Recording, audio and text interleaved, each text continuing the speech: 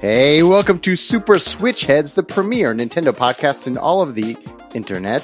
Today is episode 27. Hi, my name is Matthew Stoner. My name is David Howe. My name is Patrick Nisley. And joining us is Vanessa Fernandez. Hi, everyone. Welcome. Glad to be here. Welcome. Thank you. How are you on this day?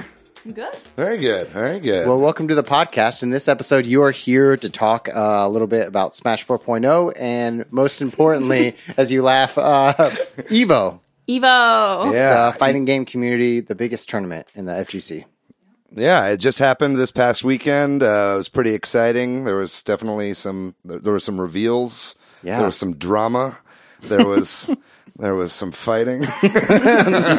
We'll be getting into it later in the episode. And later in this episode, we'll discuss some news and the latest stuff that's happening in the Nintendo world, such as Nintendo going to Mixer and some talks and uproar in the political landscape about violent video games. Ninja, you mean? I'm sorry to correct you. What did I say? I'm You said fucking Nintendo. You said Nintendo. That would be some big news. Wow. Hey, I am messing up this whole Say Ninja right now. Ninja. Okay, I'll edit that in.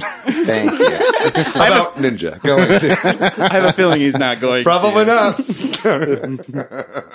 But before we talk about all the news, a couple of shout-outs. So I'm about to butcher your last name, and you just told us you're a big fan, so I apologize in advance. But Giovanni Arut.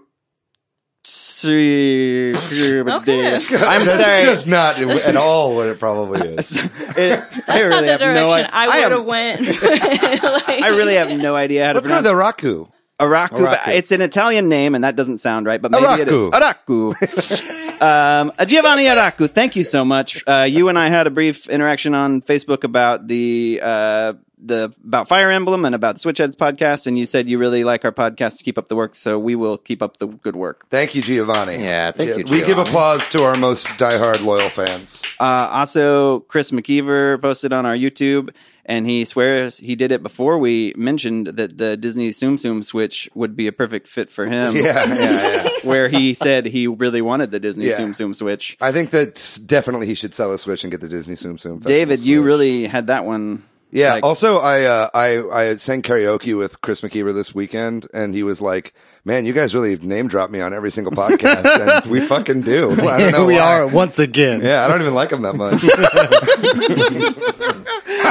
Gotcha.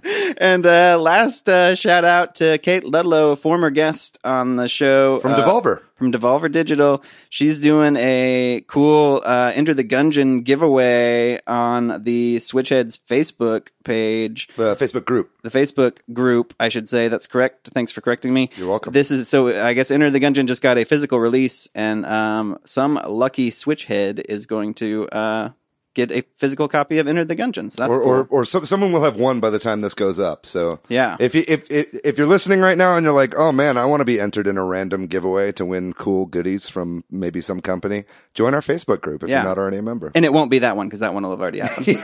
Yeah, but hey, maybe if it's a really popular pun contest, she'll do another one. So, to get into the news, it is the first Tuesday of the month, and to my knowledge, so Matt, you get on this. You're the fastest. I'm looking it up in the too. West. Nintendo has not announced NES games for Nintendo Switch Online, but you know what they have said they're doing? They're giving away Mario Tennis Aces in North America and Europe to subscribers for a week in August 7th through 13th. That is the day this podcast comes out and the rest of the week. So, and then after that, there's a 30% discount on the game. So that's unprecedented. We get a free trial sort of a full game as a subscriber for a full week, and then a solid discount on that game for another week. So, if you don't have Mario Tennis Aces and you're listening to this podcast and you want to check it out and you're subscribed to Nintendo Switch Online, if you meet all the above criteria, go download it, check it out. Yeah, it's a great game. Mario it's Tennis fun. Aces. Yeah, it's exciting to have it for free. It wasn't super great at launch, but they've added a lot of characters and stuff, and especially if you can get people to locally play with you, it's a lot of fun. So you guys still think we're going to be getting SNES games in September? I think so. I think that this weird gap is a recognition that they have no quality Nintendo NES games left to give to us. And they've really run through them. And that they are going to wait for Super Nintendo until people like your average year-long membership is up. And this is a sort of holdover. Though I hope they continue to give away games like this for a week. That'd be cool. Yeah, that would be cool. They can do both at once. Why not both? Yeah, that would be that great. old meme says. The final major Splatoon update is live 5.0 now.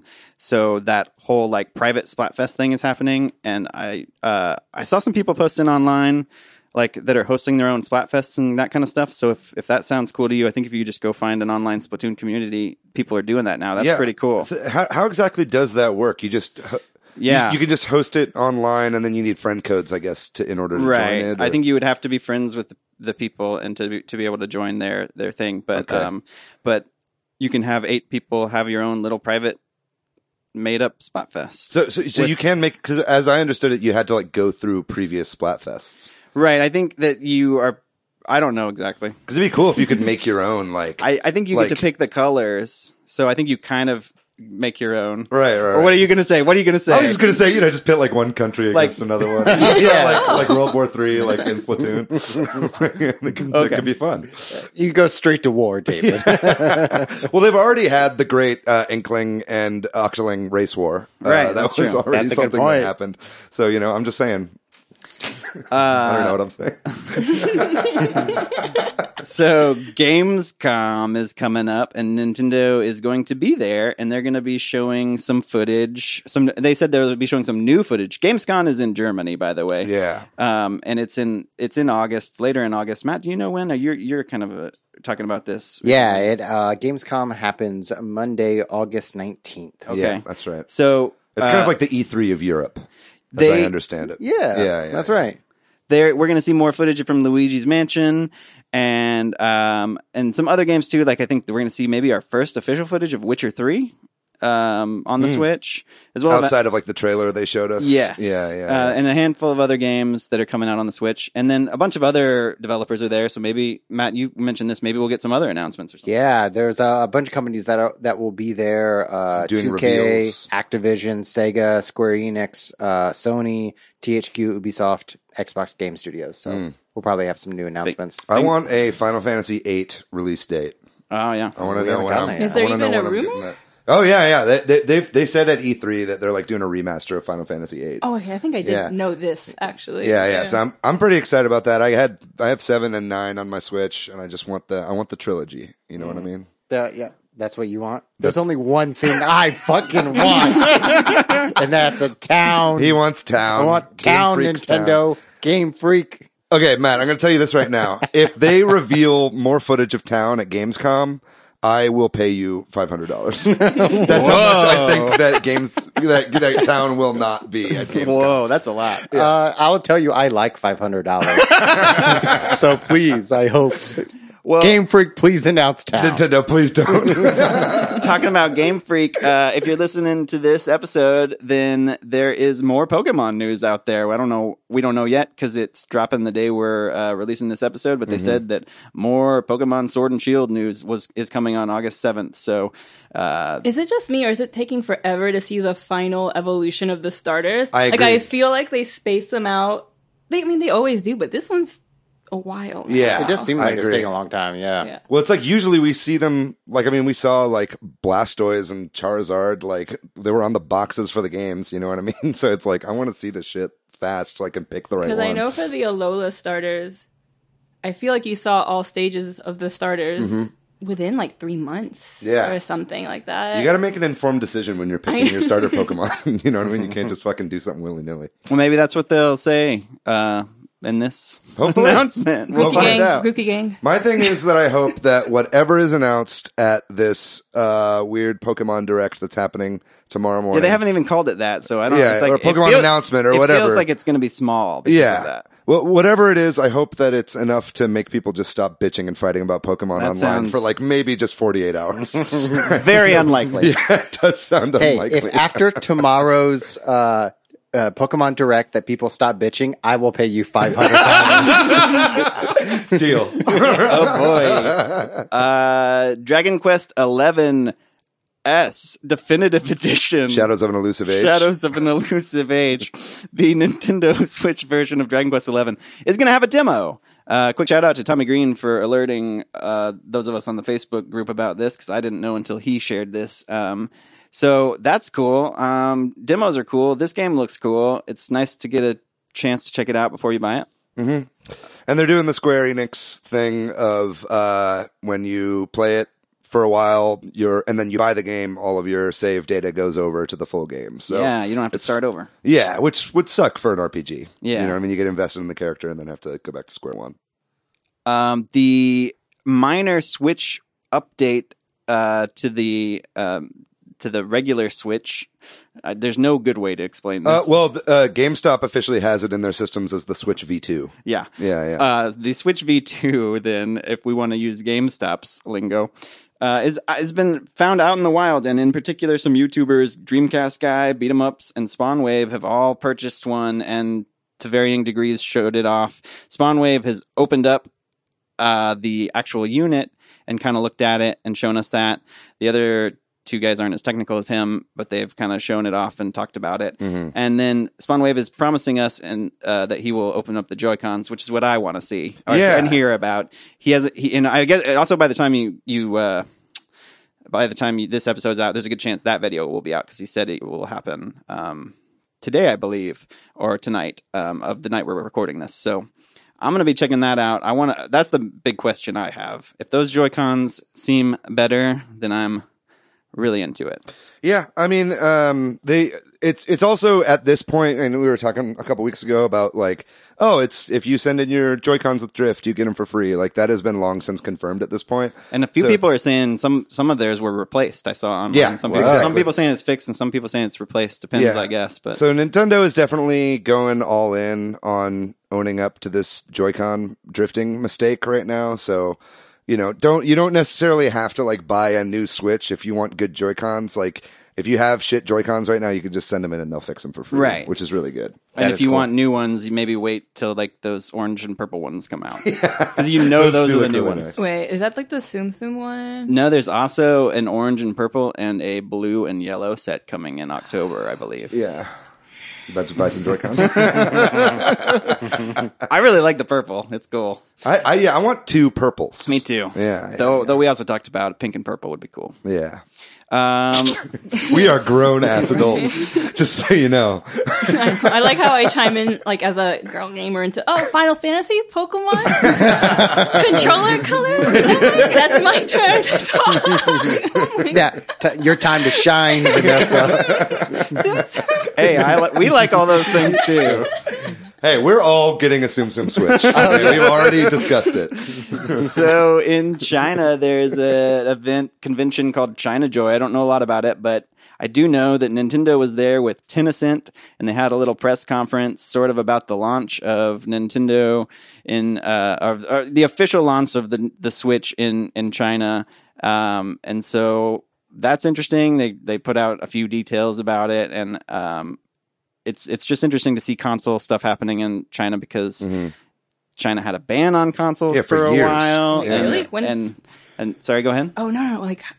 Which console started that? They started the ban, or yeah. I don't know that it was a specific. I think it happened around 2000 or so, for about 10 years. Yeah, and even before that, it was difficult to put out hardware there. So a lot of times there would be kind of these, sort of workarounds, basically, or it wouldn't technically be a console. Like the N64 was released as a controller, basically, where everything was built into the controller, and it was able to get away with selling in that way. But yeah, the ban has been lifted now, and there's a lot of official stuff coming out finally, which is a huge market for them. Okay. Also at China Joy, there was a official, I guess, trailer and some screenshots and that kind of thing for a game called Genshin Impact, which is, I understand it's going to be on the PlayStation 4. Yeah, it's PS4. It's a cell phone and PS4. Yeah, it's like a mobile game. And so, in China, I think mobile games are really big. as opposed to console games and PC games. Like it's like mobile and PC gaming, is my understanding, is big in China, and then consoles just partly because of the ban and whatever other cultural reasons is sort of a newer niche thing. And so a lot of people protested this. Matt, do you want to talk at all about this? You're the one that shared this news with me, at least. This is a silly story. Yeah, this is pretty funny. The game is called Genshin Impact, and it looks like to be a Breath of the Wild clone. Yeah, it's almost 1-to-1, but with anime girl main characters. Yeah. Someone called it in the comments Breath of the Waifu.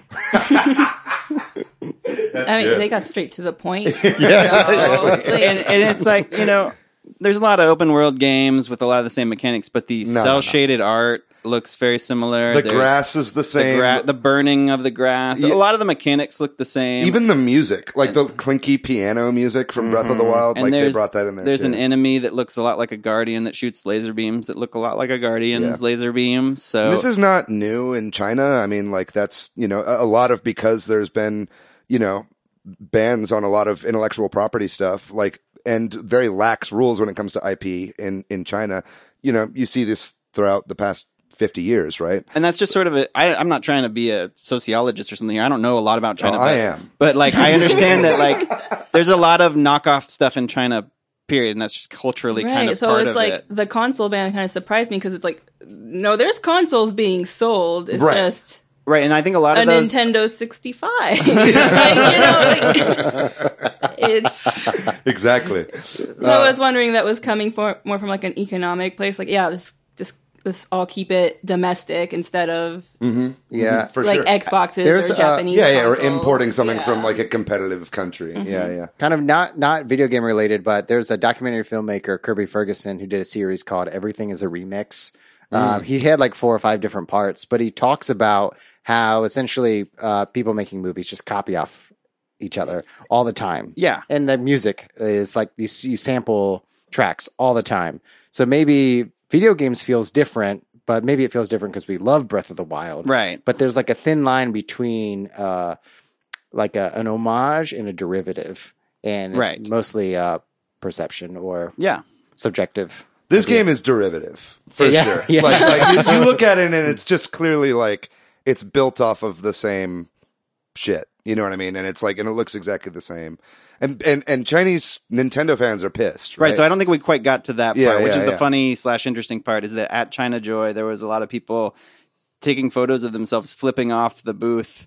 Like for holding this their game Switches and as well. holding Breath of the Wild up, and some individual there smashed a PlayStation on the floor at China Joy in protest of this. So I guess people are upset. I think. Like, how long did it take to break it? Like, how I don't know. There's video of it. You can I watch didn't it. see the video. Or I at only least saw the pictures. images. Maybe it's just pictures. Yeah. But like, it's silly. You know what I mean? To be so devoted to a mega corporation that you're willing to break a piece of hardware from another mega corporation.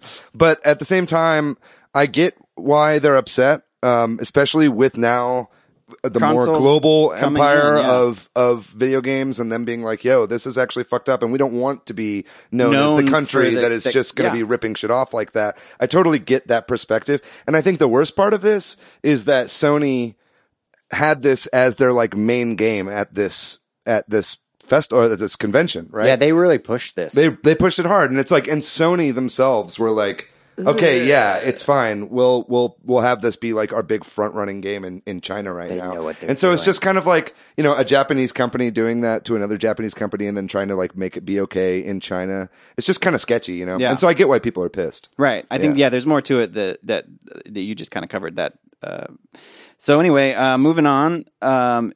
EA put out and I think this was at a like financial meeting. Somebody asked whoever at EA why they aren't putting more games on the Switch. It was the CEO, Andrew Wilson, I think, and he said something to the effect of, we put games where people want to play the game. It was a really terrible answer, essentially saying that they don't put games on the Switch because people aren't buying their games on the Switch. That people want to buy their games elsewhere, but they don't really put their games on the Switch. Yeah, it's a catch-22. It was a real catch-22. Yeah, he was saying that they surveyed some of their customers and their primary console was like PS4, Xbox One, and PC. Yeah. And that they choose to play the EA games on those other things. Yeah. But that's because there's no EA games on the Switch. I choose to play Halo on Xbox. Oh, me too. Like, that's where it is. But what I think in particular, somebody brought up The Sims, and that seems like the game that should be on the Switch. Oh my God. Like- yeah, I didn't even think about that. You're right. Like, of all the EA properties, I mean, they should probably be putting all their games on the Switch because they could probably make money, but The Sims would fill a big void. That's a no-brainer. I mean, Animal Crossing, once that comes out, we'll do it, but my wife is really interested in The Sims, and she's like, hey, do they have The Sims on the Switch? And I'm like, no, sorry. She's asked me multiple times, is it going to come to the Switch? No, I don't think so. Just wait for Animal Crossing. I straight up know people, this is not related to EA, but I straight up know people who haven't bought a Switch because Netflix isn't on it yet. Right. You know what I mean? Like people that are like passive gamers but want a Netflix machine. Right. You know what I mean? Like stuff like that really does go a long way. Yeah, for I think non-gamers. there's a lot of more casual gamers that Yeah. would be into The Sims, especially. Yeah. So that one seems dumb, more than anything. Though it all seems dumb, and it seems like a catch-22, like you said. Well, I think what it is that EA has gotten themselves into a bit of a bind where they're doing everything in like Frostbite now, right? The Frostbite engine, what they do, but the Battlefield games on, and it's like, and the Switch doesn't handle Frostbite very well. I think it's that, and I think they got burned by the Wii, right? Because they thought that, the Wii is super popular, so they put out like gimped versions of their games on the Wii, and then nobody bought them because they were gimped versions. Well, it's the same thing on the Switch too, Yeah. right? Like a lot of these, like the WWE game that came out on the Switch was terrible. Yeah, it barely ran. And FIFA on the Switch is missing a lot of features that it has on the other systems. So, like you said, catch-22. I don't know. I don't think it stops people from playing FIFA. I see people on my friends list playing FIFA all the time, especially me during too. the World Cup, or during the most recent soccer tournament or whatever it was. The Women's World Cup? Yeah. I think you said it. I'm plugged into sport, but so I see people playing it all the time. So it's just frustrating, and I think it comes down to like it's not. I don't want to say laziness, but it's like laziness, right? Yes. Yeah. Matt, do you want to talk about our next talking point? It is the thing you said incorrectly on our intro. It's not Nintendo going to Mixer. Yeah, it is Ninja going to Mixer. And if you're unfamiliar with Mixer, Mixer is a streaming platform by Microsoft, and there's two big platforms, Twitch and Mixer. Those are the big ones. And Ninja is like the streamer. He's like the Fortnite streamer. Yeah, Mixer's less than 2 years old. Yeah, it's pretty new. Yeah, it's relatively new. And Ninja is like LeBron, the LeBron James of streaming. To keep our sports analogies going. he plays basketball, y'all. He's the Roger Federer of Twitch. He's the Apollo Ono. I think we have enough examples. Okay. So that's a big deal, right? Like a big personality is moving to a different platform. And Mixer hasn't had anybody that's huge on it, No. to my knowledge, or like exclusively that I know of. And not that they're only on one of these platforms, so like you can't watch Ninja on Twitch anymore. So that's big. I mean, I'm sure it involves a lot of money, but I also know that there's maybe some other reasons too. I know some people are critical of things about Twitch, though there's also reasons to be critical of Ninja. So like he said, he won't stream with women or something like that, because then maybe people will think he's flirting with them. You were so close. Oh, dang. He pulled a Mike Pence, I can't Darn stream it. with women because I might touch them inappropriately. He calls or all his something. female fans mother. Ma'am? Yeah, earlier you were like, if you don't know what Mixer is, and I was about to say, and if you don't know what Ninja is, he's like an emo fuckboy. Yeah, that's very true. Yeah, for sure. Yeah, Nintendo hasn't ventured too much into the streaming space. I guess they do Treehouse Live. I would love to see Nintendo do more streaming stuff, sponsored personalities or sponsored games, or Yeah, and not like take down levels by famous Twitch streamers. Yeah. Mario Yeah. Maker 2 like they have done. Like Grand Pooh Bear and stuff Yeah, like that. Yeah.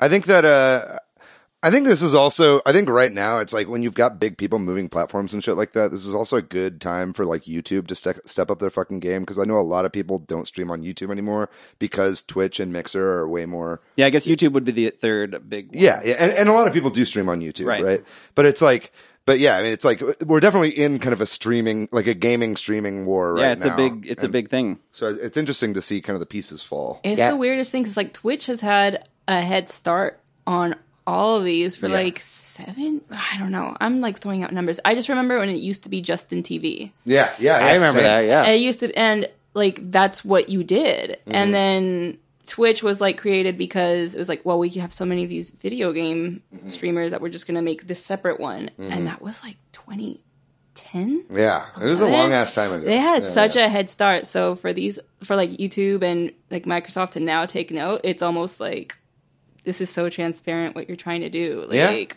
I agree. It's your own fault too because the numbers have been unstoppable since 2011 or 12. Well, it's just interesting too to have like Microsoft and Google and Amazon, who owns Twitch now, like all in the game. You know what I mean? It's just like the big power players. Yeah, the giant corpse. Yeah. They're all kind of like looking out for the little guy and his, him or her streaming, right? Whatever. Binding of Isaac. It's not like they're going to get bought out because it's like YouTube and Microsoft. So what's are they going to happen? Are they just going to like float in the void like this, hoping for a big name eventually? I'm going to go with float in the void. Yeah, so like shout out to Alejandro on our Facebook group who said, remember the Zune? I love the Zoom. Okay, well that's a good point. When are we going to see Apple's gaming streaming service? That's my question. So I'm in. I'd really like that actually. You can only play games with a scroll wheel. Moving on because we still have more things to talk about. Sorry, y'all. What's being called the ESA leak, the Electronic Software Association, E3. They run E3, and on the E3 website there was a spreadsheet of all the journalists who were registered for the 2019 E3 conference and all of their contact information, including addresses and phone numbers. Many of which are probably business numbers, but some of which aren't, or personal numbers. And even if it was business numbers and information, this is still people's home addresses too. Sensitive private information for all the journalists who went to E3, which they need to have in a place to send to, I guess, the developers that are there and that kind of thing. But it got posted publicly on their website, and people found that, and that is understandably upset a lot of journalists. In the gaming industry, and very understandable. Yeah, imagine someone coming and knocking on your door because they didn't like your review of like Dead Cells or something.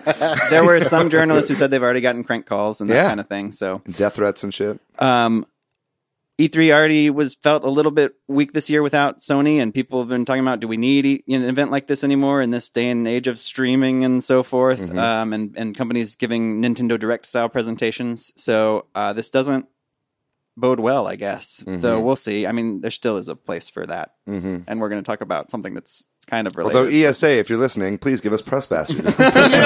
You can leak our information and let us in. We need friends. But yeah, hopefully, I mean, you're right in that E3 becomes less and less relevant every year. Not only that, but like the crunch culture with people who actually work on the games, like it's for these kind of deadlines. Why? Exactly.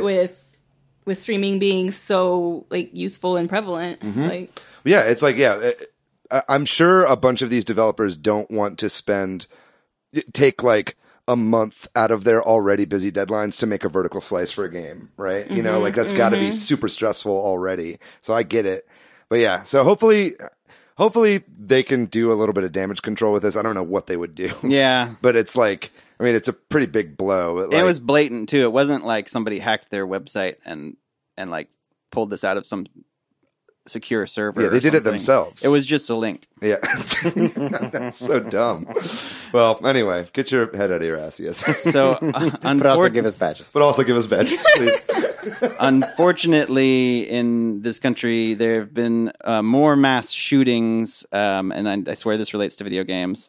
No segue needed there. Yeah. So, terrible thing that happens, but also, unfortunately, our President Donald Trump is once again acting like violent video games have something to do with this, and talking about regulating them more. And this is back in the news and back in political discussions as a I will say scapegoat for this kind of thing that I don't think, I'm not going to like say that violent video games don't desensitize you to violence, because I think they do. But I will say that I don't think violent video games make one individual go out and shoot a bunch of random people. And I think most studies have kind of shown, there have been studies on this kind of thing, and most of them don't find a strong link between those things. There have been studies on this since like the early 90s. You know what I mean? Quake. Like, yeah, exactly. Like we've been talking, this is such a tired, and sorry to cut you off there, Patrick. Yeah, no, but this shit pissed me off. You know what I mean? Because it's like, because this is something I thought we were done with, right? Right. You know, because I remember when I was a kid back in the day, and I forget the lawyer's name who was like, you know. What is that dude's name? He's from Florida. Yeah. Anyway, Thompson or something like that. Anyway, give me context? What are you talking about? I'm just talking about the lawyer who basically was like hired by a lot of these politicians that wanted to find a link, right? Between like violence and video games. And he fought really to be like, we need to like, you know, ban these games from going out there. It was, Lieberman was a big... Jack Thompson. Jack Thompson, that's right. Jack Thompson was the lawyer. Like, Lieberman was a politician who was like really like against violent video games and was trying to like ban them. And it all comes down to this kind of like silly censorship shit. And it all comes down to finding any reason other than guns for mass shooting.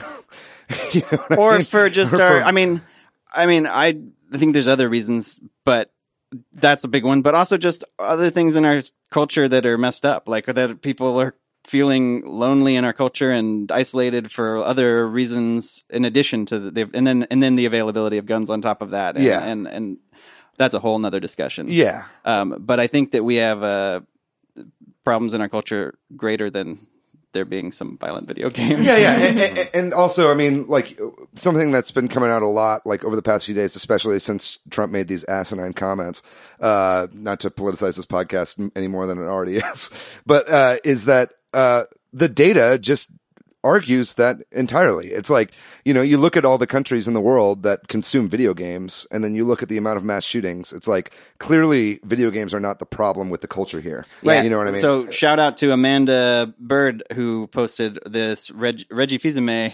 retweeted, I think, one of the things you're talking about, which is some like statistic about where video games are bought, and, you know, like the amount of revenue that's made per country for video games. Yeah, let me read it to you. At Reggie says, when the ill-informed are being critical of the gaming industry and community, this is a very powerful story. The facts are that countries with high per capita gaming revenue have fewer gun shooting deaths, except the U.S., where 4% of the population own 43% of the guns. Mm-hmm. And then he also retweeted like a Vox thing that showed all the different countries and the violent gun deaths, and the U.S. is an outlier, right? Like, yeah. The countries that are selling have lots of video game revenue, and then they have really tiny violent gun deaths, except for the U.S. Mm-hmm. Mm-hmm. So yeah, there you go. But no, yeah, you know what? He's right. It's Doom and it's Marilyn Manson, and that's Marilyn Manson and Quake and Trent Reznor. Yeah, exactly. So and that's just something very frustrating. This has been a very frustrating weekend in general. Like, this was a very difficult weekend for a lot of people in this country, especially the people that were affected in El Paso, the people directly and the people affected. that were in Ohio. So it's like, just to hear some asinine bullshit like this come out of like the people that are running this country and the people that are taking money from the gun industry is just so frustrating. And like, I'm just tired of benign hobbies being blamed when there's a way bigger problem. Yeah. Agreed. So moving on then to more Let's positive talk about the Game Boy. So I think back in around, I want to say it was April, we mentioned that the Game Boy had turned 30 years old. But now, this past week, the Game Boy has turned 30 years old in America. Like, the North American release was 30 years ago this past week. So that's cool. We said this before, but we'll say it again. Happy birthday, Game Boy. Yeah, Happy birthday. Makes me feel old as fuck. Yeah. I had the green one, like the big clunky green one. Oh, yeah? Nice. Oh, that one's cool. With the piss yellow screen. Yeah. It looked like someone barfed on it. Yeah, I was so excited to get my Game Boy. Here are my top 10 Game Boy games. Let's keep it going. No, we're gonna move past this, but basically the Game Boy was incredible, and it, so many things in video games wouldn't exist without it. And yeah, there's almost a direct line from Game Boy to the Nintendo Switch, which is why we're here. For sure. And the middle child is the Super Game Boy from the Super Nintendo. You're right. Yeah. Okay, so to See, we should have talked about it. I'm just checking to make sure there's no NES games announced. I don't see them, so I don't see them either. I really think that's not happening. But to now segue us into the main topic, we're gonna be talking about Smash and EVO, because the Smash Ultimate just had a big update, and EVO just happened. But to kind of segue us into that, Matt, there was like a Nintendo Online Smash tournament announced, or maybe that's like the region that we are in just got announced, because it's like across the country with some different regions or something. There is an official Nintendo sponsored Smash tournament. I can't find the link right now. I've got it right here. I guess that you can register for it right now, at least in certain parts of the United States, including where we are, which is Texas. Yeah, I think it starts on April 17th. And then if you win, whoever's the top contenders out of there's maybe 4 different regions, then everyone will go centralized to some unknown location for a live competition for Smash. I'm going to correct You make them sound like they're going to be carried in on like a cargo helicopter. Like, all right, to some bunker somewhere. challengers. Like, Because I said centralized. yeah. Like, okay. Correct me, please. Well, you just said April and it's August. Oh, August. Yeah. I'm fucking up You this are episode. you're so close. Nintendo Ninja, April, August. I get it. Potato. So, let's talk about our main topic, which is, we'll start maybe with Smash 4.0 came out, like, I think the night we recorded our last one. So David was furiously playing Smash while we were recording, but hopefully we've had a chance to play a little bit with Hero and maybe mess around with the online tournament. Any thoughts anybody wants to share? I played a tournament, and I wasn't expecting it to be... right, so there's the bad news. Yeah, well, I wasn't expecting it to be 4. Right, 4 people. 4 people. It's free-for-all. I also Yeah, wasn't free-for-all. expecting it to have all items, including assist trophies and Smash balls. Oh, so I've not done this. So the tournament is like not. It is a 1v1. Tournament mode. So, it's apparently it's going to be different at different times. So, but right now, this month, or we don't know exactly how often they'll switch, but at some point, I imagine they'll do a 1v1, hopefully with items off at some point. But it was like, I can handle a 4-person. It's not ideal, and it's kind of fun for its own thing. But then when somebody was grabbing assist trophies, and I'm just like, fuck this. You know what I mean? Like how am I supposed to beat 5 of you and 2 of you are on the same team?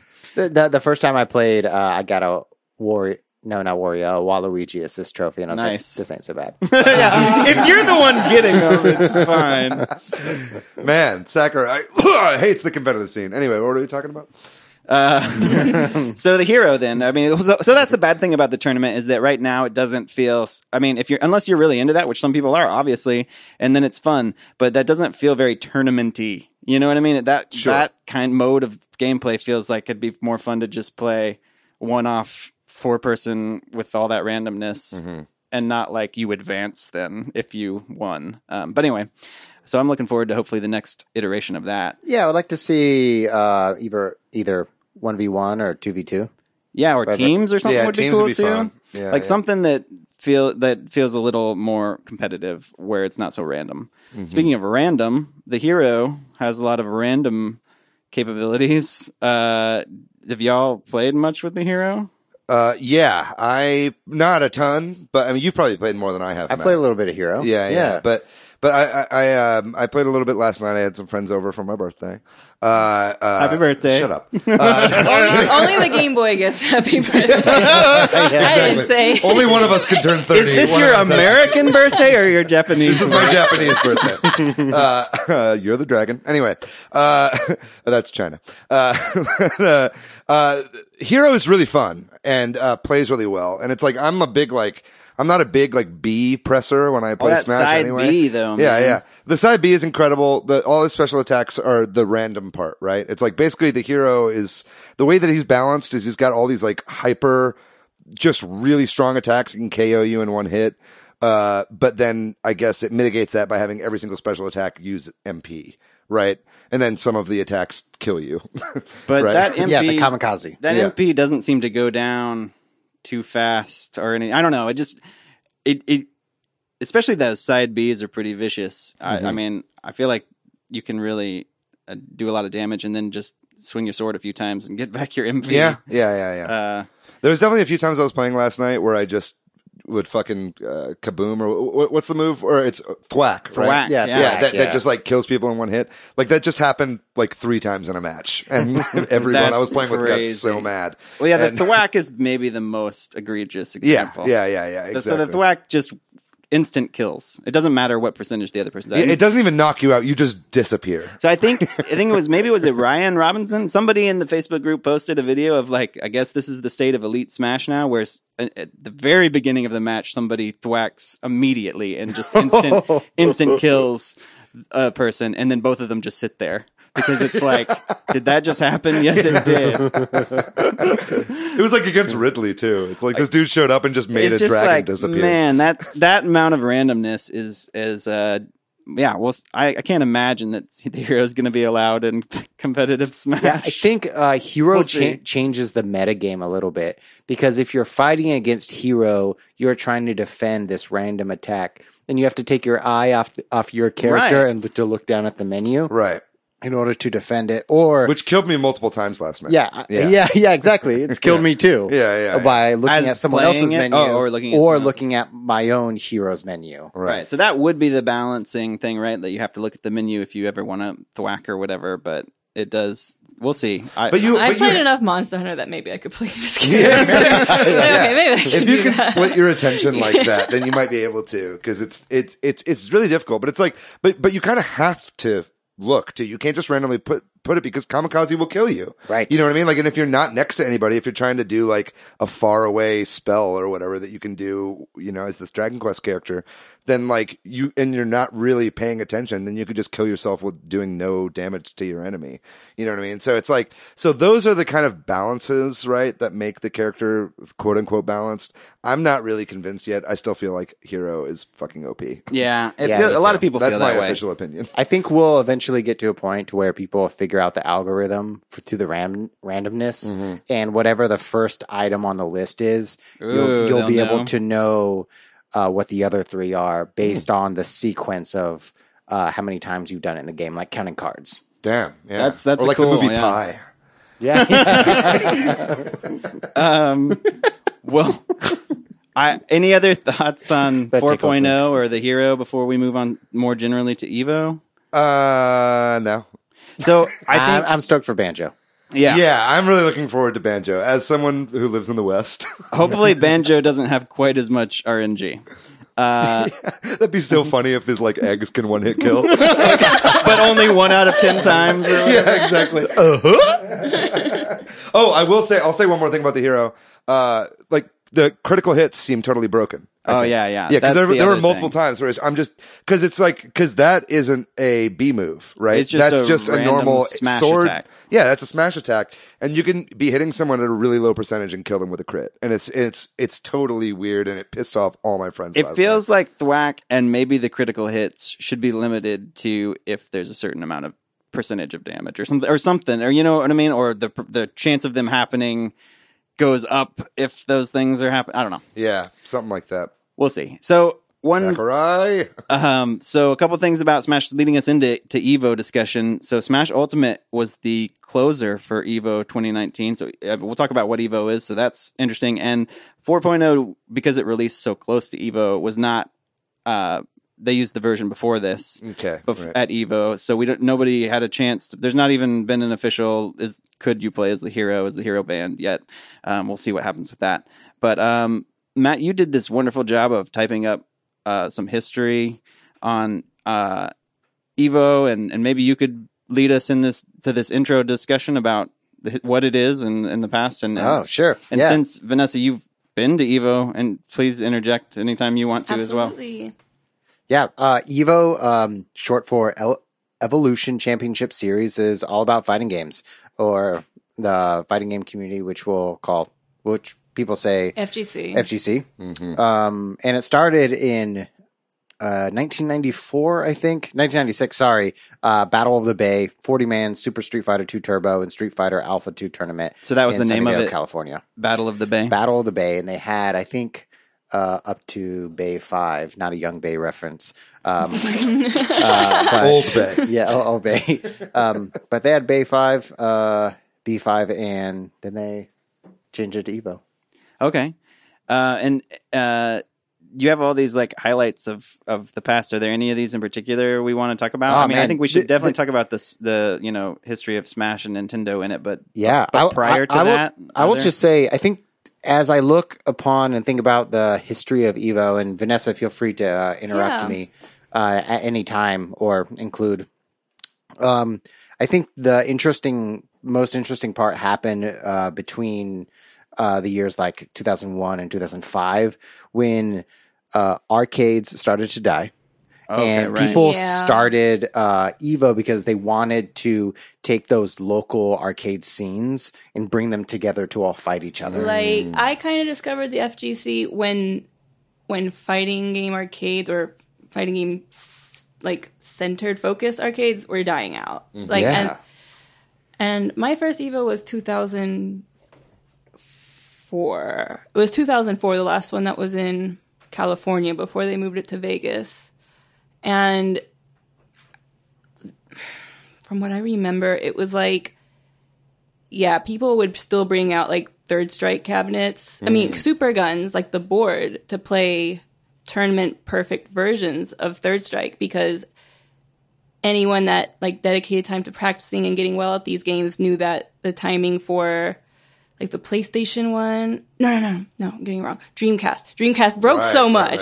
Dreamcast broke so much. Like they had to keep using their Dreamcast for these tournaments, these regionals, these weeklies, and eventually they would like die out. And so they had to bring super guns of the Third Strike boards to play that, to keep like an accurate representation of skill between Japanese and American players. Like it was a time that was like really reflective of people trying to keep arcades alive, but I would say that was a totally different era, because we're in a place where it's like, okay, there's pre-09, well, Street Fighter 4 and post Street Fighter 4. And I would say like, yeah, up until 2007 and 8, like the scene was okay with it. It was okay with it. I would say the dying Dreamcast was tricky. But other than that, like, yeah.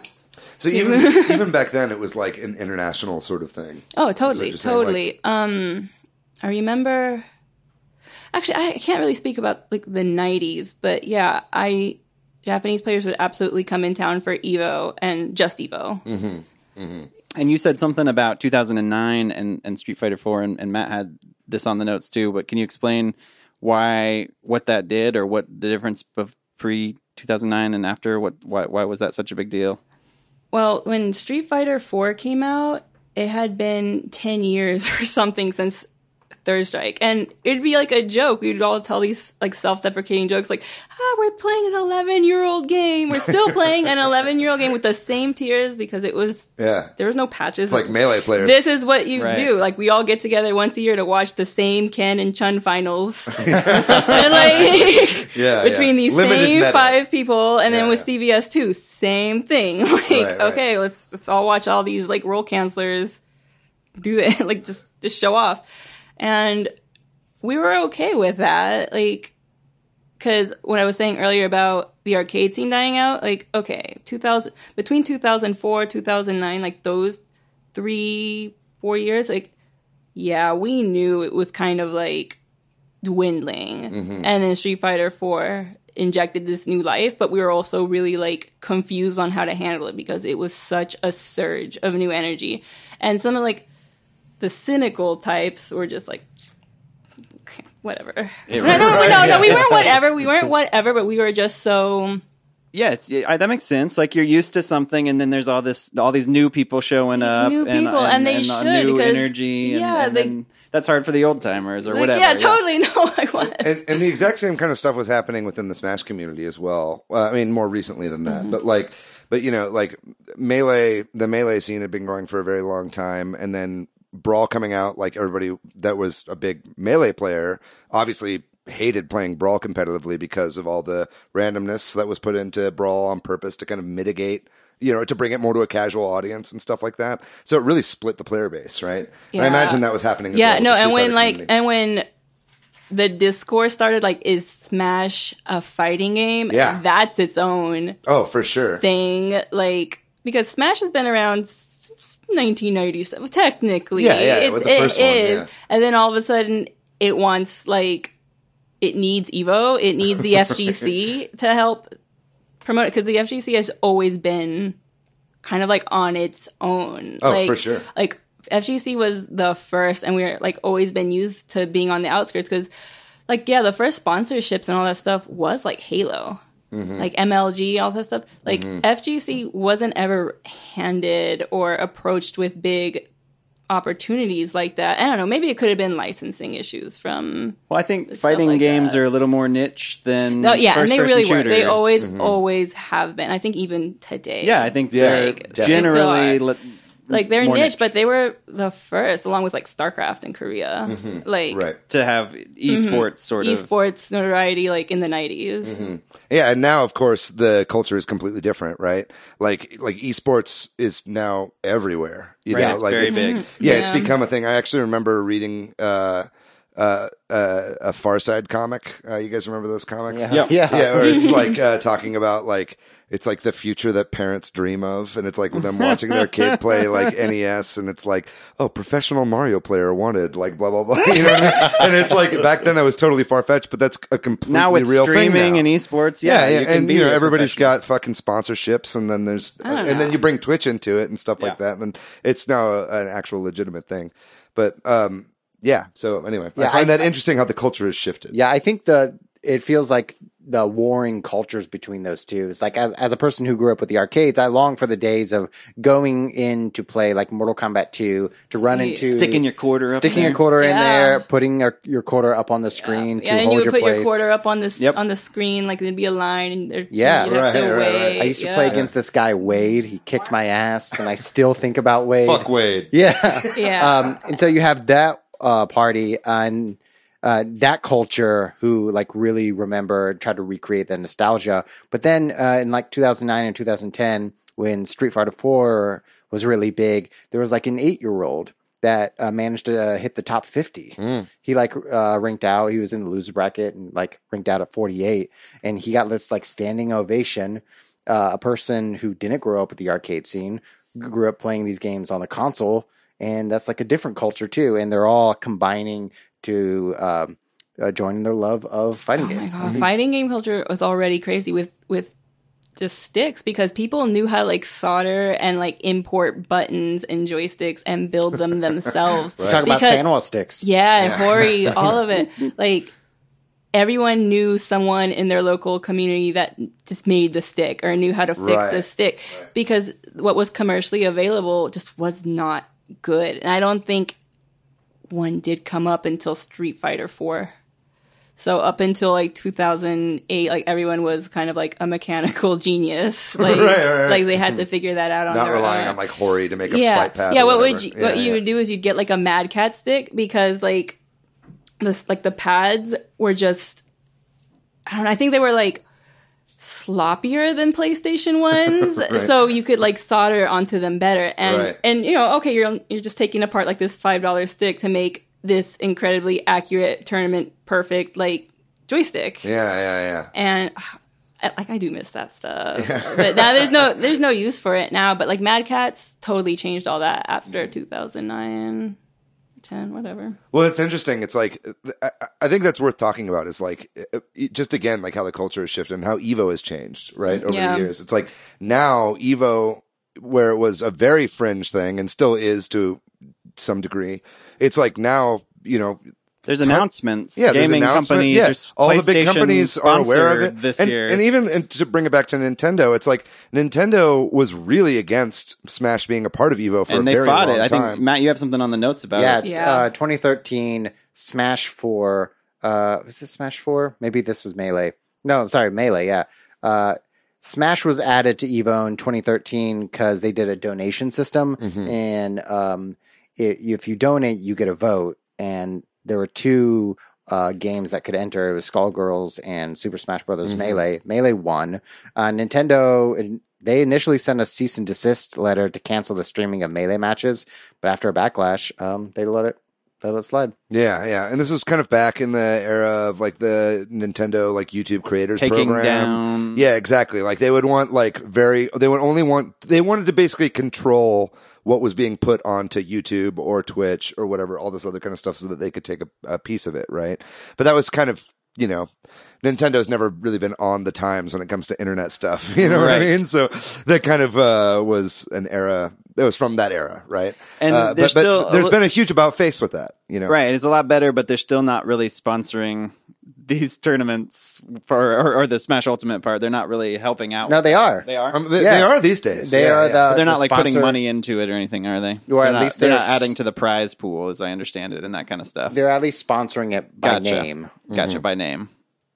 Well, that's improvement. And it's cool that now, especially when you want to just talk about the Smash community, is that like you've obviously got your Melee players and the Melee community that's still going very strong to this day and has been going strong for like 15, 20 years now, however long that game's been out. And has that same almost staleness that Vanessa was talking about. Community, like you were talking about. And there's that, and that goes alongside of the whatever newest game is out right now. Like Ultimate was the closer this year, right? Right, yeah. So it was the last. And so it's like, so you've got these two communities that are living in somewhat harmony right now. Maybe they don't like each other. That is so weird. But, I always feel like a Marvel game should be a closer. Yeah, you think so? Like a Marvel verse. I don't know. Marvel versus Nintendo, maybe. Because Marvel vs. Capcom 2 was the game. That was the game. Like I know, like 98. EVO moment, like 36 or 37. I messed up. I shouldn't have. I was physically there when that full parry happened, but like people don't really talk about how intense MVC2 was at the time. Like the crowd that played, that was still the closer for that EVO. And I think all the slang and the lingo and the swagger that like maybe FGC is known for, I would say it's like 80% Marvel players. Yeah. yeah. So it's interesting seeing like how times have changed. So yeah, also I should mention, and there's been some question about this, but with Smash closing, there was some people saying that it set some records for viewership. But there were some debate about like how this is being counted. Is it just the Twitch stream versus other streams or whatever? Mm-hmm. I don't understand it all. But either way, it sounds like the viewership was pretty high. And some of that is just that this stuff in general is more popular, right? Like, I mean, so the viewerships of all these kinds of things is going up, not just Smash, but... well, yeah, I mean, it's like, more people are watching things streamed online. Right, exactly. You know what I mean? So it's like, I don't know. Oh, never mind. And there's lots of big fighting game announcements that happened this year. Nothing Super Switch specific, so we don't have to get into all of that. But if you're really into fighting games and want to hear about all the characters that are being added to all the games, you can go look that up, and that's a big deal. There's something pretty funny that happened that was a little controversial. Oh yeah, we should talk about that. Like during the Tekken finals, there was I don't know if you'd heard about this, but like during the Tekken finals this year, like an image of like Snake's like codec conversations came up, and then David Hayter's voice, who voices Solid Snake, came on being like, "That's some good ass Tekken" or something like that, and basically that David Hayter had done that for a fan who streamed Tekken, like on commission or whatever, like people who do voices and like that. Well, Snakes in Tekken. Yeah, exactly. There's gonna be a Tekken. So he had done that for somebody specifically for them for money, but not to be used in a big public setting like that. And basically, like Konami was fucking pissed because everybody assumed that this was some reveal it was like where Snake was going to be in Tekken. And they made it kind of. That's where my brain. Yeah, went. exactly. Of course, that's where your head goes. And so it's like because Tekken is Bandai Namco. Yeah, exactly. They were upset too, I believe. Yeah, Namco was upset, Konami was upset, and David Hayter was upset. David Hayter went on Twitter being like, "Don't ever fucking use my voice to advertise another video game property that I'm not getting paid for." I'm not part that of. Is Yeah. Weird, Yeah. So it was pretty controversial, and I think somebody at EVO is getting in trouble this year. Meanwhile, Kiefer Sutherland is like, "Please call me." If you don't know, he's the lesser Snake. Yeah, he did the voice in Phantom Pain. Yeah. So he did not write X2 X-Men United. Yeah, it's true. David Hayter did. So, did he? Yeah. Oh, wow. Because we're a Nintendo-focused podcast, and because Smash was the closer, I do want to talk a little bit about the finals of the Smash tournament, because that was pretty exciting, actually. Yeah. Two of the best Smash players were in the finals, and that's Tweak and MKLeo.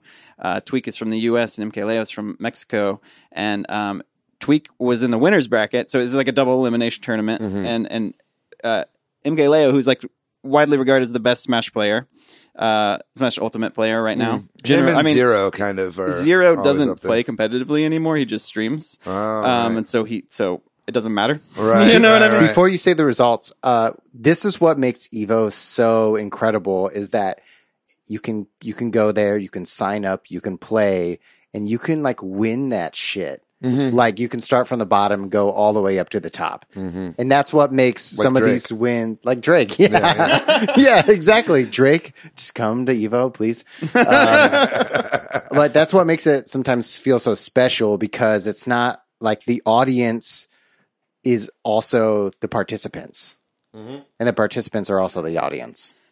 So sorry for interrupting. No, you're fine. So MKLeo, what was interesting is that he lost not like super early on. But he's widely regarded as one of the top, probably going to win this thing. And somewhere, I don't know, I'm trying to look up the number of how many matches it was in, but he lost to a Japanese Mega Man player, and then proceeded to win the rest of his every single match. Game. Yeah, and they got into the finals against Tweak, and for him to win, he would have to beat Tweak twice because Tweak hadn't had a loss yet. And so the first match, Tweak is winning he's up. They do like 3 out of 5 or whatever, and Tweak is up 2 games to 0 on MKLeo, and then it's just a pure comeback. Yeah, that's incredible. I really like Roger Tweak. Federer. I really like watching Tweak play because he uses a lot of different characters, and I think there's so many fucking characters in Smash Ultimate, and I like it when somebody has variety and that kind of stuff. But MKLeo definitely deserved that. And it's also interesting that MKLeo won with Joker. Yeah, he played with Joker, is, the most recent DLC character that isn't the hero. Right. So that brings back the controversy of like, are these DLC characters totally OP? Yes, which is you know what I mean? a question a lot of people have, especially about the hero. We'll see. Yeah. Because Joker seems a little more fair. MKLeo is so good that he's it's kind of hard really to like. player. He played with Lucina, I think, a lot before Joker came out. So, and he was winning with Lucina. So, yeah. And I mean, I don't want to. So I just wanted to mention that because we're a Nintendo podcast, and a lot of we're tying it into still Smash. The weirdest like cultural like just having Nintendo be a part of EVO. Yeah, it is. It is. Like well, and it's something interesting. It's like how many of the games that were on at EVO this year are like on the Switch. There's like not that many. Not a lot, you've got what Blaze Blue, Cross Tag Battle. Yeah, I think that's the big one. And then you've got Dragon Ball Fighter Z, obviously. Okay, yeah. Which was it's very just popular. fighters. Dragon. Is it? I don't know. I've never understood how to pronounce it. How do you pronounce Dragon Ball Fighters? Dragon Ball Fighters. Yeah, I guess that's what it is. Listen, I think it's Dragon Ball Fighter Z. Okay, That's I think people just call it like fighter, like sometimes. Fighters. Yeah.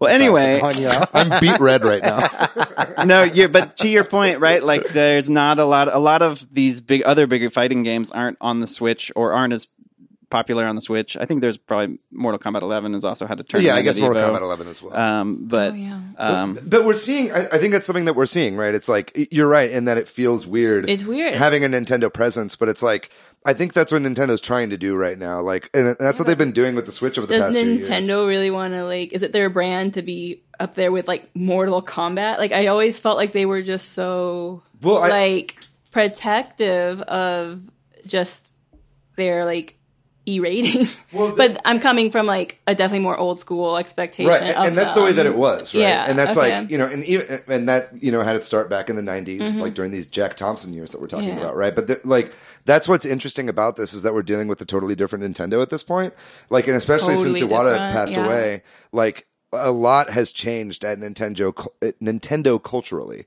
right? And it's like, and we're seeing all these big M-rated games, and there's all these like fucking anime hentai games coming out for the Switch now. You know what I mean? And there's all these. Sony is censoring games, and Nintendo isn't. Right. And so it's interesting to see not only the culture shift within the FGC, but also within Nintendo and these companies that were never really a part of this before. You know, and it comes into again like the culture shifting with their. Approach to internet and streaming and multiplayer and all this kind of stuff, right? And so it's interesting to see everything kind of coalesce, you know? And you're right, though, and I think the question that needs to be asked is like, as something gets more popular and becomes more mainstream, does it lose like what it originally had? That would be my question for you. Like, what do you think about that? I feel like the FGC, like fighting games, it's like, okay, as long as we have like a Street Fighter and a versus game, like, like Marvel or something. Yeah. And Tekken. And that's Like, yeah. like we'll figure out the other ones around it. Like, as long as we got like those three. Anime games are a thing now. For sure. Anime games are a thing. That was a weird one, but I remember like Guilty Gear when Arc put out Midnight Carnival. That was, I'd say, that was technically the first anime game, but there was just nothing else like that at the time that no one really thought of it that way. We just thought like, oh, air dashes, this is fun. But then like Melty Blood, and then like, I don't know, Arcana Heart, and all these other games started coming out, and it's like, these aren't Guilty Gear, but they're not stopping. Like, what do we do with these? And people keep playing these. And in Japan, people definitely keep playing them and buying the figures and all that. And that was something that took some time to get used to, but they're, like, anime games are now, like, accepted as fighting games. Right. Well, definitely in, like, under my lens, for sure. Because at least, like, Guilty Gear kind of grandfather. Like, Arc Systems is a good studio. But, like, to me, I'm still having trouble adjusting to Smash. But also Smash, the way it looks on screen is just so different. Right, to anything you could, like, visually just compare it to as a fighting game reference. The fighting game vocabulary is, like, missing from Smash, right? Yeah, I think the difference is, like, Street Fighter, Soul Calibur, Tekken, Guilty Gear, all these are fighting game first, and maybe party game second. Smash is developed being party game first, and then the community makes it a fighting game. Well, and it has the platforming aspect, and just so many things are different about it. There's no combos. Yeah, it's not combo focused. And it was just so weird because it's like, okay, when it comes to Smash's validity, it's like, well, in the FGC, we don't need all these banned characters and banned stages and banned extra things for like tournament validity, you know? So why is like Smash getting all these things and still like considered one of us?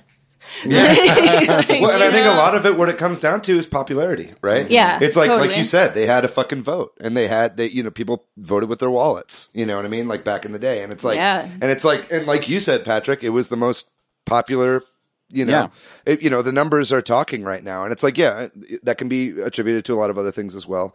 But I think we talk about regularly about how Smash is selling like hotcakes. Like it's already I think it was the third or fourth most sold Switch game, and it's only been out for 8-9 months now. So it's interesting to hear that perspective, right? Like from us on a Nintendo podcast, like talking about like the FGC like that, and like kind of where Smash stands in that. I find that very interesting.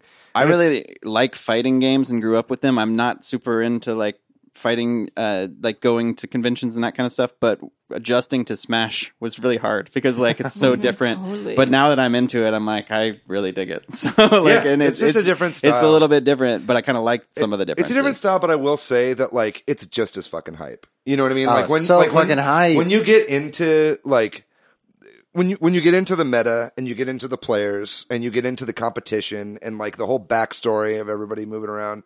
And I think that's why it's popular and that's why it's been accepted, at least at EVO, right? And why they want it there is because it's like when you get into all that kind of stuff, it can be just as exciting as when you're following like the best Street Fighter fighters and the best Street Fighter players that are out there, And so like regardless of how the game plays, I think viewership is kind of what matters, right? And when it's really exciting like that, you're going to be seeing a lot of viewership. Yeah, it's incredible to see someone play this game really well against someone who also plays any fighting game really well. Right. It's like incredible to watch. Smash more so sometimes because I feel like the things, I don't know, like because it's such a casual game and when a lot of people you watch play it versus when you see these guys play it and that they have their timing down so incredible and that they can react so fast. Yeah. Yeah, and the competitive Smash scene has always been a grassroots sort of thing, right? Because it's not made to be competitive like that. You know, it's not like an arcade game where it's like, oh, okay, there's a tournament edition of this. And right? Nintendo hasn't It's like, supported it, and the fighting game community hasn't exactly, supported yeah. it. It was all grassroots. And in fact, if you haven't yet, I would really recommend watching a documentary that's on YouTube called The Smash Brothers, which is like a breakdown of like the history of the competitive Smash scene. And it's like really, really interesting. It's like a fucking 10-hour documentary or something like that. Yeah, it's in a bunch of parts, but it's it like was so strange. Like, no, sorry, I'm just like going down memory lane. Like, no, it's okay. It was Go for weird, like watching these like Smash players show up to EVO with pads. Yeah, with because GameCube no one controllers. did that. Yeah. Like, and it was during a time when like Mad Catz was definitely making good money selling like the tournament sticks. Yeah, and it was like, well, everyone's in here with like a $150 stick. Right. And then these Smashers was like their controller. Their GameCube controllers from when they were 15. Like a generation of like fighting game players that just did not use joysticks was very bizarre. Mm-hmm. Yeah. Like, but it's interesting. I would say look into it just because it's like the story of from where they started to where it is now being so ubiquitous with EVO is an interesting story, and it's worth checking out. you know, thanks for having me on your Nintendo podcast. Yeah. And I'm just like, what the? Okay. No. Smash player. I think it's really interesting to hear that perspective, and that's what For sure. we want. That's why we kinda what we wanted you wanted on here. Because you had that insight. Yeah, because like all of these, you have your Tekken fans, Soul Calibur fans, your Dragon Ball Marvel Fighters fans, and your Smash fans all like coming together. I have Dragon Ball socks on right now. Oh, nice. That's what you were playing. I don't have any gear on today, and so Matt is carrying the torch. I'm the one. They're all coming together for this one tournament. You have all of these communities joining under this one banner. I think that's fucking tight as fuck. It's an interesting time to be alive. I'll say that It much. is. Well, all right. I think we should transition to talking about what we've been playing this week. Sure. Good talk. First of all, good talk. Thank you so Yes, much. thank for coming you. on. Thank you. Yeah. It was a really nice time. So to like I said last week, all I've been playing is Fire Emblem and Mario Maker. Yeah. I think Mario Maker 2 may be one of my favorite games ever. It's really good. I can get lost in just building levels. An hour can fly by, and I can be like, "What?" And that's like that flow feeling that you can get into with anything, but video games sometimes. I especially can get into it with building levels. So I'm super into it. You gotta upload more of those levels, Patrick. Yeah, I'm really weird about it. Well, Like, I you're want them to be perfectionist. perfect. I get that. And so I get that. I upload them and let Chris and Chaz play them, and then I delete them. Yeah, see, you gotta leave them up. Patrick, I've got to tell something that I tell every artist, and it's if you love something, you got to let it go. Okay, you start it. You can't pull a George Lucas on this one. Okay, you know what I mean. You got to let it be out there. Everybody loves them. I love your stages. Oh, thanks. That's what I'm saying. I'm just trying to build you up. Thank you. Let us see your creations. And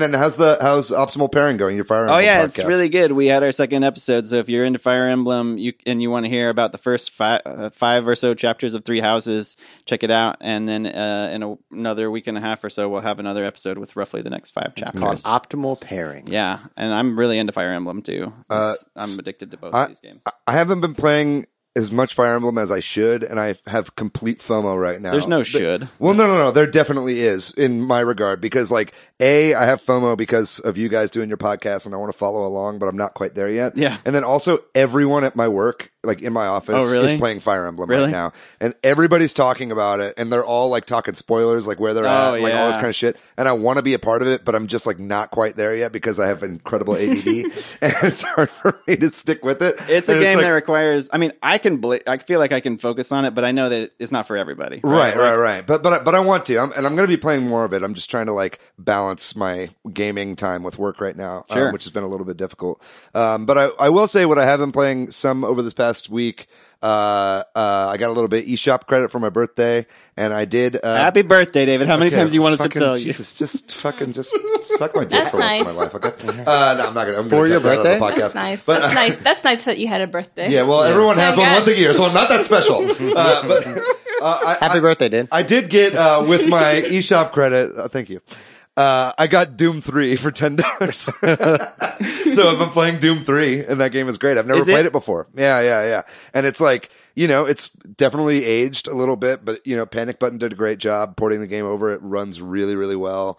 And it's like, as my first time playing it, having missed out on it whenever it came out for the first time, it's really fun playing it right now. And I think it's like honestly, I think all 3 Doom games have aged really, really well. And it's like, I think that a lot of people are playing them too, because I've been seeing a lot of people on my Facebook feed like talking about playing Doom again, like getting back into these games. So it's cool that they released them for the Switch and these other platforms. And I'd say if you're interested in like kind of a horror-y sort of game, check out Doom 3. It's very different from the other 2, but it's great. What about you? I've been playing Smash, toying around with Hero. Toying around with what? Yeah, just having a good time. That's basically all I've been playing. I still play Halo every Thursday. Yeah. There's a new game mode called Husky Raid, and it's so much fucking fun, and it's revitalized my Halo crew that I play with every week. Is that where you just attack dogs? That's basically it. Yeah, we attack dogs. Yeah. Yeah, very good. We take them down. Thanks for laughing at that, by the way. Yeah. You did not deserve a it's laugh. okay. Yeah. No, that's not funny. What about you, Vanessa? You been playing any games recently? Just Hearthstone. Oh, cool. Yeah. Yeah. How's the Hearthstone meta? I like to keep to myself and just play like the solo. Yeah. Because Oh, okay. I'm like playing with like Whizbang just to get a feel of what like different decks and different classes are when they're built by when decks are built by people who know how to build decks. So I was like, okay, well, if I like this, I'll stick with this. So I've just been doing that like the last couple months. Hell yeah. Yeah, after like being out of it for a year, but yeah, I still give them money for the expansion. Yeah. Fun. That's a fun game. That's one that Yeah. I'm totally surprised is not on the Switch yet. You know what I mean? It would be nice. Yeah, I know. It'd be would be amazing. nice. Yeah. It's like, I think Elder Scrolls Blades is coming before Right, yeah, Hearthstone. that doesn't It's make like, a lot of sense. Or not, Blades is the Mobile game. Yeah, but anyway, the Bethesda card game is coming to Switch before Hearthstone, which is very odd. Hearthstone's a Blizzard game? Yeah. I'm comparing different card games. Bethesda to... Not thinking that Bethesda created Hearthstone. I know what I'm doing. I'm a gamer. I wasn't saying. I also wasn't sure. But Happy that's something- birthday, dude. I would love to thank you. I would think that like with Diablo being on, we'd be Right. seeing way more Blizzard games on the Switch. But And the seeming success of that. yeah, a lot of people bought that.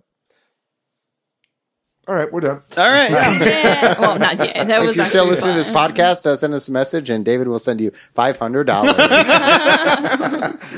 The birthday special. Yeah, he I'll send sends you all my birthday money. I didn't get $500. Yeah, that's not true.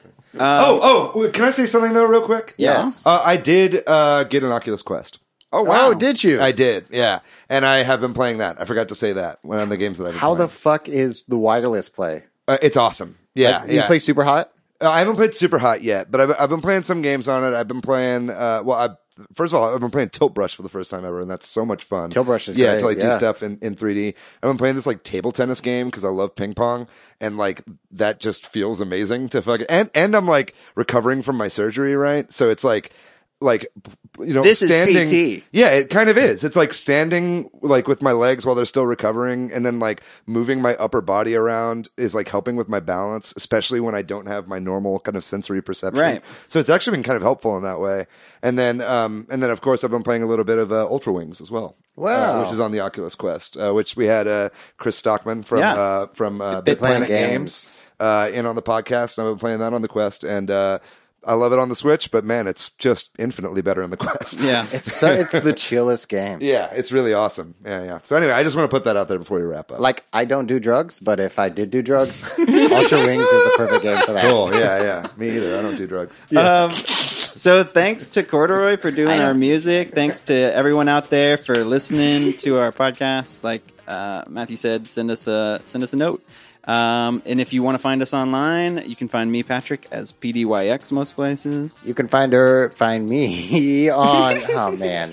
Rough episode. You're doing great. You can find me on Twitter, Matthew, MATHYOU. I'm pretty much everywhere on the internet at Monolith Fiji. What about you, Vanessa? On Instagram, I'm Vanessa with 5 E's, and on Twitter as Vanasty. Nice. I snagged know that. that I snagged that. That was a good. That is a good one. I don't think I follow you on Twitter. VANASTY.